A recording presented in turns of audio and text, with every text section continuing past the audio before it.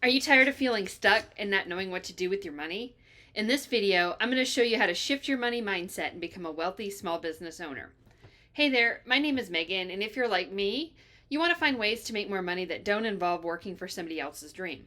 In this video, I'm going to share with you a 4-part strategy that has helped me go from racking up debt to becoming a successful small business owner and real estate investor. So grab a pen and paper and get ready to take some notes because this is one finance lesson you don't want to miss. Before we begin, I want to issue a general disclaimer that the following is my opinion and what works for me, and it may not necessarily work for you. It is not to be construed as any guarantee that these same methods will work for you. If you have any questions about your specific situation, I would encourage you to discuss those with professionals in your area. And when we talk about investments, please know that any investment is subject to risk of loss. Okay, with that behind us, I'm going to focus first on the 2 mindset shifts that I made to drive success. And the first one is somewhat controversial, and I do get a lot of flack for it in my inner circle. And that is to feel free to cut off people who make it difficult for you to be the best version of yourself. If someone makes you feel bad about yourself, discourages you from chasing your dreams, or if your energy just feels drained every time you go around them, feel free to cut them off from your life.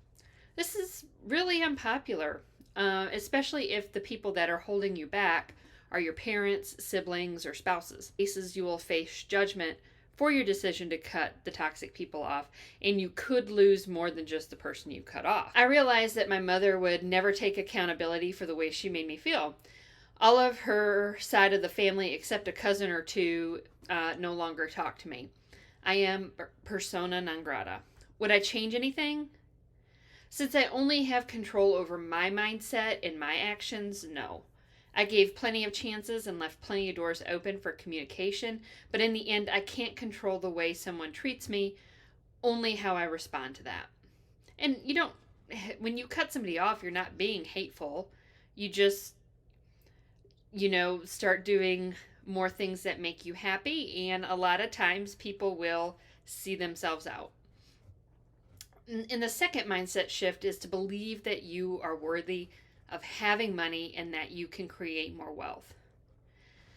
I had a lot of toxic money stories that I had told myself and reinforced for myself through my words and actions. Even when I had what someone would call success, I felt like I was constantly entangled in this web of and I never really enjoyed it. I never really enjoyed and embraced that success.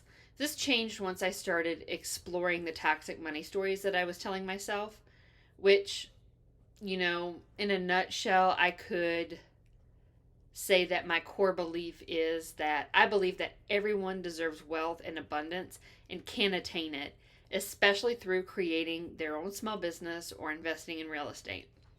My belief is that every single one of us has talents that can be used to start a small business. And what separates those who are successful from those who are unsuccessful is either the unwillingness or the willingness of the small business owner to learn about things critical to their success. Some of these things include how to financially manage and scale the business, how to properly plan for taxes, and how to do sales and marketing to attract ideal customers.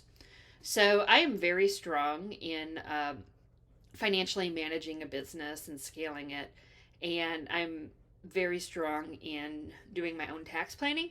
But one area that I struggle with is sales and marketing. So personally, I invest in sales and marketing courses and mentors to teach me the things that I'm not as strong in. And then on your side, if you're having difficulty with the finance side and the tax side, this is where I can come in. I'm a financial education and empowerment coach for small business owners and real estate investors. I work on mindset and thought processes needed to build generational wealth and tertiary streams of income, as well as teach the technical skills you need to financially manage your business. I also teach you how to interact with the 3 main types of financial professionals so that you feel empowered and not intimidated by those conversations. If you're intimidated by your financial professional, they can't really work for you to the best of their ability because you're probably not being openly honest about what you need from them. So once you have started sending boundaries with toxic people and you've flipped the script on your belief about your ability to generate more wealth, you're going to move on to changing the language that you use surrounding money. And this is a really hard one for people. So as I was coming up with this script, I was thinking, and it made me curious. Has anybody else ever stopped and thought about how we call a magical working a spell, and that spelling is the act of putting words together? So, this to me is evidence that words have power. Words are very powerful. The words that you choose around money in your money language will really impact the way wealth and abundance comes into or doesn't come into your life. And one way that's really helped me change the language around money is to understand that money is nothing but energy. And you have to focus your attention on this energy. So, what is money exactly? At the most literal sense, it's little slips of paper or little discs of metal that we trade in exchange for whatever it is that we desire out of this life or that we need. But really, what is it? When you think about it, it's just energy. It is energy that is created through our life's work. It is the energy we receive in return for our services. It is what we give for the things that we want and need. And I'll go even further and say another piece of proof that money is just an arbitrary token of energy is that each country has its own type of money and currency. If money was actually something concretely defined, it would be universal. What is universal, however, is energy. And to properly wield this energy, we need to put our focus on it. I remember feeling like I was always drowning when I thought about money. I made over 6 figures a year between my 9-to-5 and real estate investments, but I never seemed to be getting ahead. That changed when I put my focus on money. I used to just avoid balancing the checkbook and avoid checking my actual spend against my budget because I always had enough to pay my bills. I wasn't worried about bouncing any checks. And it just really stressed me out to see things come through my bank account that I might not have remember spending, or whenever I'd look at my bank account, I felt like the balance was lower than what I thought it would be. But now I make a habit of reviewing my bank and credit card accounts daily and planning for my spending.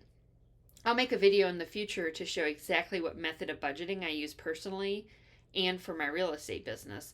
But paying attention to money and directing the flow of it allowed me to double my real estate holdings in less than a year without spending any of my own cash from wages. Paying attention to money allowed me to fund $15,000 of virtually unexpected home repairs without losing sleep at night. It allowed me to take an impromptu trip to France with some friends without going into debt. And by paying attention to money and flipping the script from thinking about it as something that restricts me from being able to do what I want and thinking about it as energy all around me, it has become easier and easier to attract more energy into my life. So once you've made some of these language and concept changes and mindset shifts, the next thing you can do is start to think and act like a successful small business owner, entrepreneur, or real estate investor.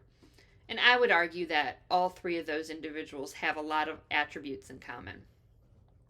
So you're going to interview. So you're going to evaluate your inner circle for toxic people. You're going to set boundaries with those toxic people, even cut them out if you need to. You're going to shift your belief to a belief that anything is possible. And then you're going to shift your language around money. And then after you've done all that, you're going to tap into your inner CEO. A couple of things that effective entrepreneurs do is get comfortable asking for help when they need it. And the most critical thing you need to start to do today and not put off an. I'm going to have to edit this. Shit. The most critical thing you need to start to do today and to not put off another day is to take action towards your goals, even if you are scared and don't know where to start. Taking messy, imperfect actions day after day will get you further along than only taking actions when you have things aligned perfectly. It's important to realize that action is more than just research. If you're in your very beginning steps, of course, do cursory research. But once you know what you're going to do, then start doing it. Get that domain name, set up the website, start the social media account, contact the lender, call the real estate agent. Just do something to get the ball rolling. And then another thing to do to tap into your inner CEO is to get comfortable with asking for help when you need it. Starting a business is a lot of work, and especially if you are still doing your 9 to 5, consider outsourcing some home administrative tasks. Get your groceries delivered, use a laundry service, hire a house cleaner. Anything that you can afford to outsource, do it, because a capable entrepreneur realizes they can't do it all and leverages the help that is available to them. So, thank you for listening today. If you enjoy my content, please click below for your free guide to starting a small business.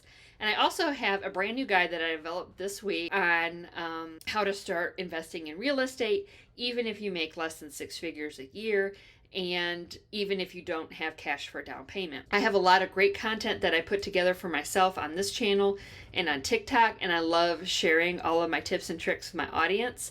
So hit that subscribe button. And if you have any questions, please drop them below. Thank you.